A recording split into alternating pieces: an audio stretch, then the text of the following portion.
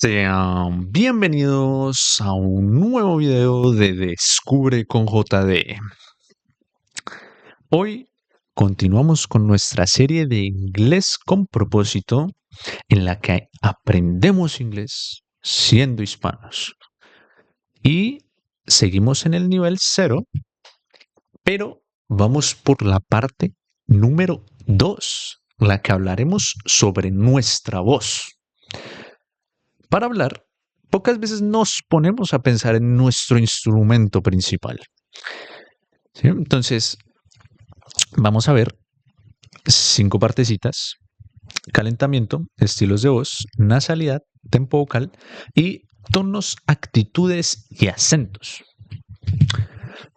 Primero, ¿por qué hablamos del calentamiento? El calentamiento obviamente es importante porque nuestra voz, nuestras cuerdas vocales son como un músculo y también necesitan calentar, también se pueden entrenar, también se pueden fortalecer, también se pueden mejorar o empeorar.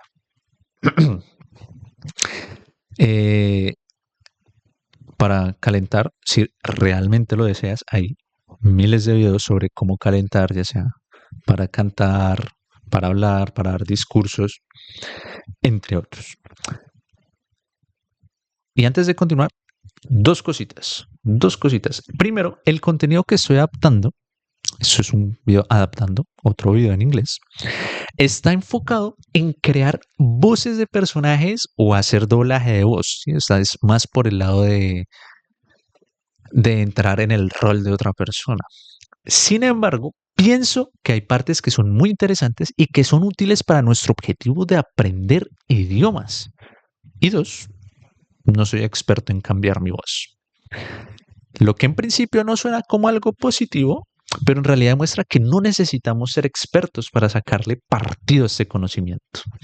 Entonces acá tenemos el video de How to Create 100 Different Voices, que traduce como cómo a crear 100 voces distinguidas, distintas entre estas. Ahora sí, comencemos entrando en materia. El estilo de voz. El estilo de voz es el ritmo con el que hablamos, con el que decimos las palabras, con el que combinamos las oraciones. Se podría decir que si lo calificamos, ¿no? Todos nosotros encajamos en ciertos arquetipos. Y para mantenerlo simple, vamos a analizar 3 factores que cuando se combinan crean estos distintos tipos de ritmos y que sumados al idioma muestran patrones que podemos imitar. Entonces, ¿qué factores juegan un rol, toman un papel dentro del estilo de voz? Tenemos cosas como el peso de la voz, que es básicamente decir una palabra de forma ligera o de forma fuerte. Fuerte es ponerle énfasis, que tú le pongas atención a esa palabra en la oración. Mientras que ligero es seguir derecho y no darle tanta importancia. El espaciado puede ser directo o indirecto. Básicamente es, como suena, el espaciado es la cantidad de espacios entre palabras. ¿Sí? Tú puedes intentar decir toda una oración pegada o puedes mostrar espacio entre cada palabra. El manejo de los tiempos es repentino o constante. Esto es la velocidad con la que decimos una palabra. Si la queremos decir rápido, de forma repentina, o si queremos dejar que se deslice en nuestra voz, se podría decir que es constante.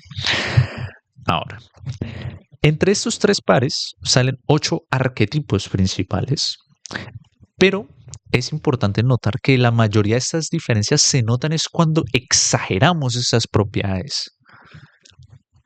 Entonces, pongámosle nombre a estas combinaciones. Tenemos voces punzantes, chasqueantes, presionantes, arrollantes, forzadas, cortantes, deslizantes y flotantes.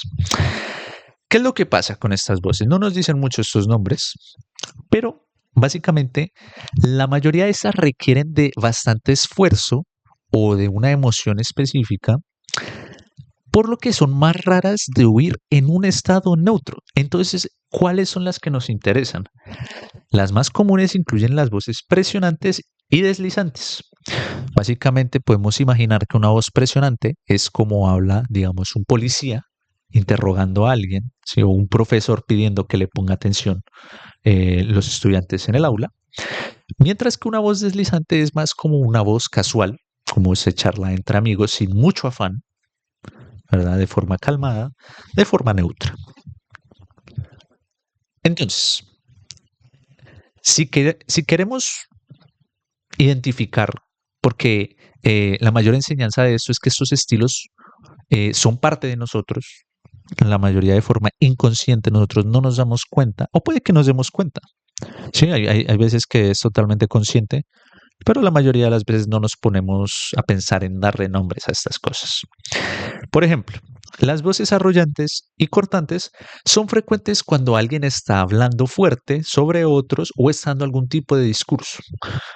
Por ejemplo, una voz cortante podría ser alguien repitiendo un lema, una frase en una protesta, como decir, queremos más oportunidades, queremos más trabajos, queremos más dinero.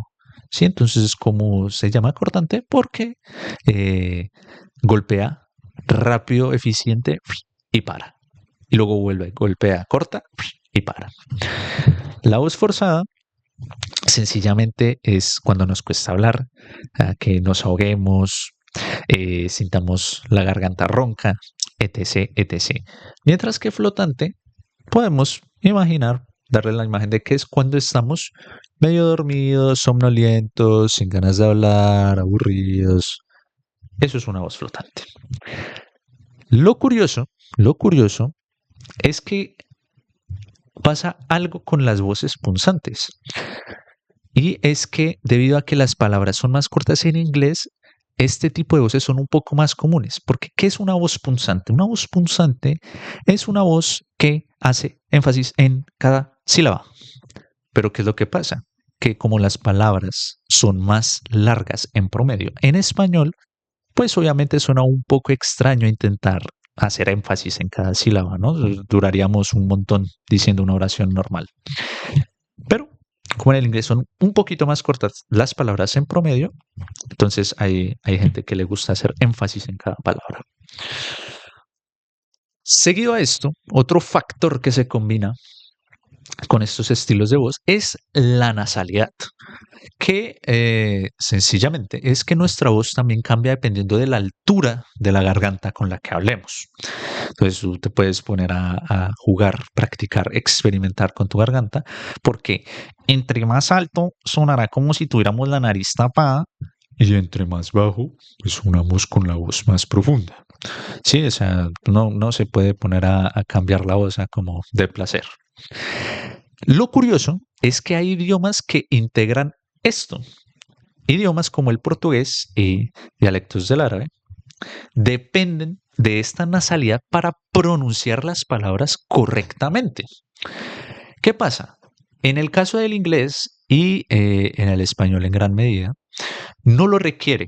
Es decir, nosotros podemos cambiar nuestra nasalidad, nuestra gargantez a placer, lo cual es bueno en el sentido de que no es un requisito aprender algo nuevo, pero aumenta un poco la complejidad porque el hecho de que pues no hay una forma estricta de decir las cosas, eso significa que va a aumentar la cantidad de acentos posibles. Hay acentos que prefieren la garganta un poco más arriba, la garganta un poco más abajo, es decir, un poco más agudo, un poco más grave. Pero bueno, eso es algo a tener en cuenta más adelante. Siguiente a esto tenemos también el tempo, que es simple, es la velocidad con la que se dicen las palabras. Pero ojo que no digo que es la velocidad con la que se habla, porque hay varias ocasiones en las que ajustamos este tempo, principalmente para pensar. ¿Qué sucede? En el inglés se maneja un tempo más rápido, pero a su vez se trastabillea más, lo cual ocurre debido a la estructura de las oraciones. ¿Qué es lo que pasa aquí? Seguramente si tú sabes un poco de inglés, sabrás que por lo menos en el caso de los adjetivos, características, se dicen al revés. Digamos, no es el carro rojo, sino el rojo carro. Entonces, uno en español, uno se pregunta, pero eso no suena raro, ¿cómo voy a hablar primero de las características y luego el objeto? Y la realidad del caso es que eso realmente es confuso. Y una estadística sacada del internet, en promedio en inglés se tartamudea más, principalmente porque esta estructura es ilógica, irracional, compleja, difícil. Entonces, esto es un detalle que tenemos que tener en cuenta, de que aunque el inglés pueda sonar más rápido, eh, eso quiere decir que también tiene un nivel diferente, se necesita un pensamiento un poco distinto para hablarlo. Finalmente, tenemos los tonos y acentos, lo que en un principio pensábamos que era lo más obvio, ¿sí? ¿No? Porque los tonos incluyen las emociones, sonar amigable, triste, agresivo, firme. Y obviamente por el lado de los acentos, esto ya es un tema aparte, ¿sí? Porque, o sea, normalmente cuando nosotros nos dicen hablar, como alguien que habla en inglés, nosotros de una pensamos en el tono y en el acento, pero nos olvidamos de todos los pequeños factores que son más inconscientes, son más pequeños, ¿sí? Como es el estilo de la voz, la nasalidad y el tempo. Entonces, ¿cuál es nuestra tarea con los acentos?